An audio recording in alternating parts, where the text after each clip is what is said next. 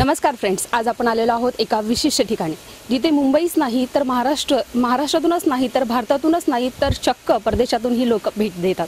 आज आपण आलेलो आहोत पेणच्या SP फार्म हाऊसमध्ये। आज आपण गप्पा मारणार आहोत शरद पाशीलकर यांच्याशी। नमस्कार सर। सर, तुमच्या रिसॉर्टची एक खासियत आम्हाला सांगा, आमच्या प्रेक्षकांना सांगा। आमच्या रिसॉर्टला कमीत कमी 13-14 वर्ष झाले आणि इथे बरेचसे बॉम्बेवरून बाकी एक हे फॉरेनर लोक, निग्रो लोक हे पण इथे येऊन गेलेले आहेत बरेच वेळा आणि बरेच वेळा इथे बरेच पिक्चरची शूटिंग वगैरे चालते आणि बाकी लोक राहण्यासाठी वगैरे इकडे येत असतात बॉम्बेवरून, पुण्यावरून, पूर्ण महाराष्ट्रातून। सर, पेणमध्ये बहुतेक सारे रिसॉर्ट्स आहेत। हां, बरोबर। तुमच्या रिसॉर्ट्स म्हणजे किती जागा किती आहे किंवा किती लोक येतात? आमच्याकडे सॅटर्डे संडेला राहण्यासाठी लोक कमीत कमी 301 येतात स्टेला सॅटर्डेला आणि संडेला वन डे पिकनिकसाठी कमीत कमी आमची 1000 माणसांची कॅपॅसिटी आहे। हां, आणि ते तेवढे येतात।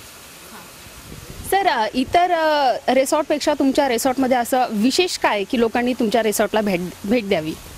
विशेष म्हणजे आमच्या माझ्या रिसॉर्टला स्विमिंग पूल जे आहेत हे 6 स्विमिंग पूल आहेत आणि ते म्हणजे वेगवेगळ्या प्रकारचे आहेत। फॅमिलीसाठी वेगळे, लेडीजसाठी वेगळे, जेंट्ससाठी वेगळे, लहान मोठे, बेबी पूल, वॉटरफॉल, मशरूम, स्लाईड हे जास्त आहे, त्याच्यामुळे पब्लिक जास्त आहे तिथे। स्विमिंग पूल असे तुम्ही बऱ्याच रिसॉर्टला जा, तुम्ही एवढे स्विमिंग पूल कोण ठेवत नाही, कारण काय माहिती काय, जास्त स्विमिंग पूलचं मेंटेनन्स परवडत नाही। बरोबर आहे। त्यामुळे आपलं चाललं आहे, पार्टी येते, त्याच्यामुळे स्विमिंग पूलमध्ये जसे वाढत गेलो बरेच। रूम वगैरे आहेत, 40 रूम आहेत। 40 म्हणजे फार्म हाऊस सारखे की असं एकदम गावठाण टाईप? नाही, वेगळे टाईपचे आहेत, AC आहेत, नॉन AC आहेत, बंगलो टाईप आहेत आणि अजून रूमचं काम चालू आहे आमचं। सर, तुम्ही सांगितलं की 6 स्विमिंग पूल आहेत, म्हणजे तुमच्याच एका तुम्हाला असं एक टॉप फाईट म्हणून इथे आहेत का असे रिसॉर्ट्स? टफ फाईट असं आपण असले तर त्यांचं काही नाव घेऊ शकत नाही असं आपण समजत पण नाही आहेत, असं काय नाही बोलू शकत नाही। बस जे काही टफ फाईट आहेत त्यांच्याकडे तसे एवढे स्विमिंग पूल नाही आहेत, बाहेरपेक्षा हायफाय रूम आहेत, अशा आहेत सर्व। आणि सर तुम्ही बाजूला हे पण झालं नवीन ॲडलॅब म्हणून झालेलं आहे, त्यांची तर टफ फाईट आम्ही तर करू शकत नाही। नाही सर, आणि दुसरी गोष्ट अशी की आता ऑल सीझन तुमचं रिसॉर्ट उघडं असतं? चालेल, 12 महिने। 12 महिने। आणि पाण्याचा प्रॉब्लेम वगैरे येतो का? नाही, पाणी काय आमच्या इथे धरणच आहे, त्याच्यामुळे पाण्याचा आम्हाला प्रॉब्लेम अजिबात नाही। आमच्या रिसॉर्टमध्ये 24 तास पाणी आहे आणि आजूबाजूला शेती वगैरे आहे, मळे आहेत, तळे आहेत, विहीर आहे, धरण आहे, इथून पाणी वाशी मुंबईला जातो, पाण्याचं टेन्शन आम्हाला काहीच नाही।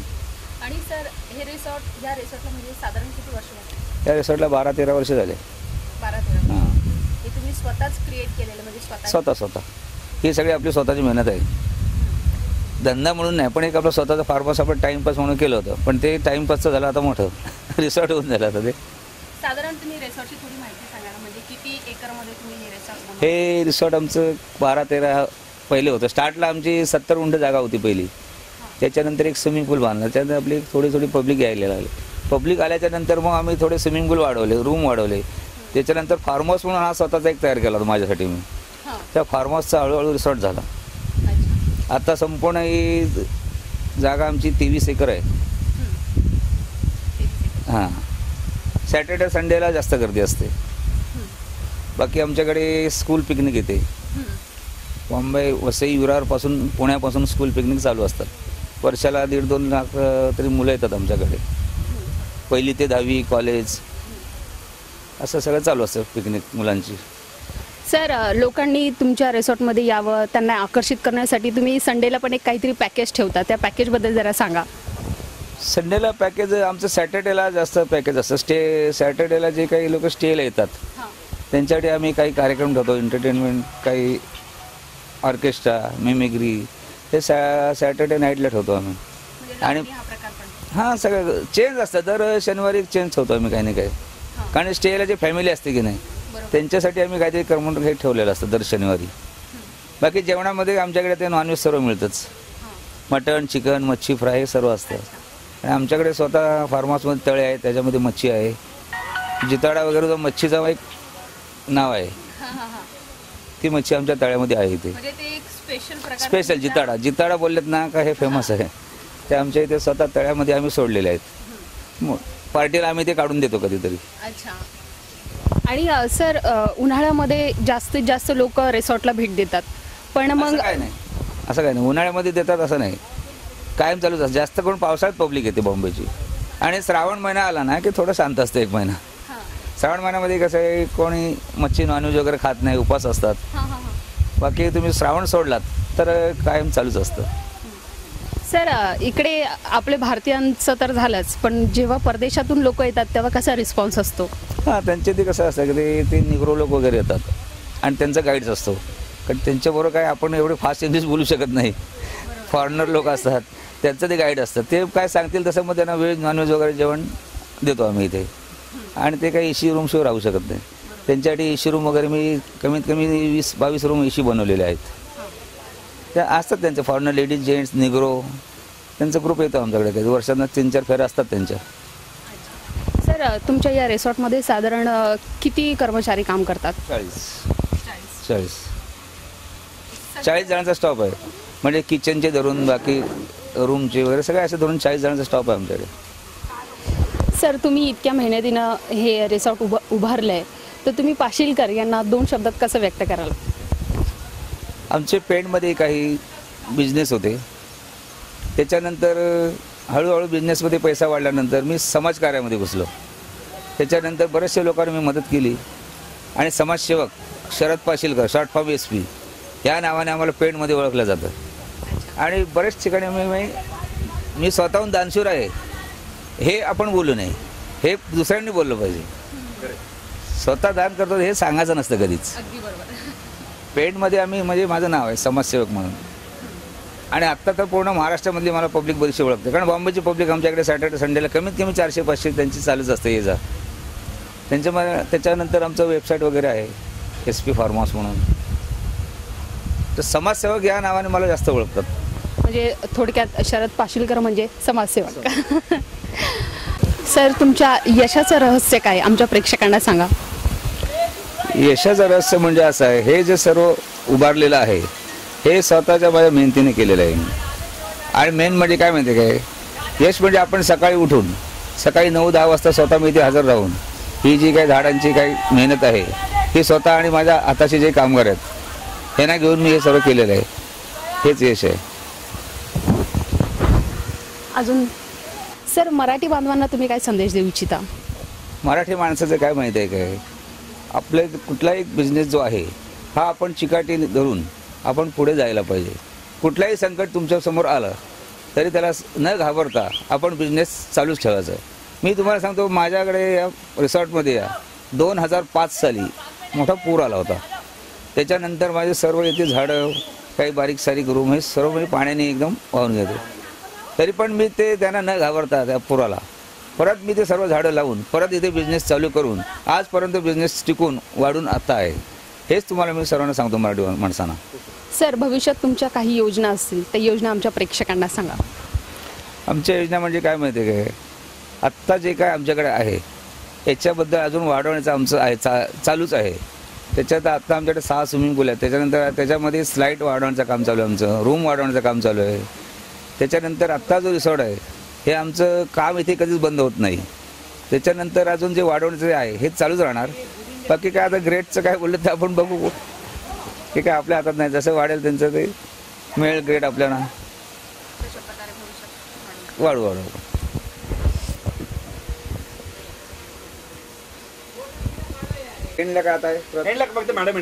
सर आमच्या असं ऐकण्यात आहे की काही रिसॉर्ट्स असतात ते चित्रपट सृष्टीला दिले जातात, तर याबाबत तुमचं काय मत आहे? बरोबर तुमचं म्हणणं आहे. आमच्या इथे कमीत कमी 10 वर्षामध्ये बरेचसे पिक्चर वगैरे इथे शूटिंग झालेले आहेत. Marathi TV serial, album, Bhojpuri picture, Hindi picture.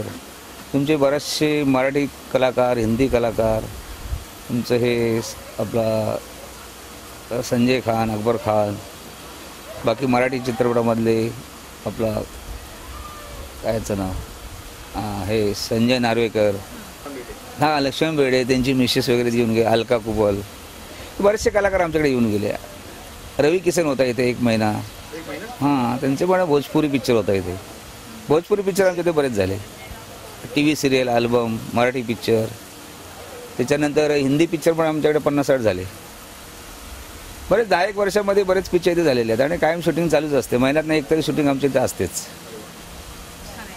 Marathi, Hindi, T V serial, Bhojpuri बरेच कार्यक्रम आहेत. ओके. मुंबईच्या या धकाधकीच्या जीवनात प्रत्येकालाच विश्रांती हवी असते आणि तुम्हाला जर विश्रांती हवी असेल तर तुम्ही SV फार्म हाऊसला नक्कीच भेट द्या. पुन्हा भेटू पुढील प्रस्तुत भागात. तोपर्यंत नमस्कार. ही जी आपण आता रूम बघतोय ती डिलक्स रूम आहे. तिचं भाडं साधारणतः 24 तासाचं 1,500 रुपये आहे. सर्व सोयींनी सुसज्ज अशी ही रूम आहे.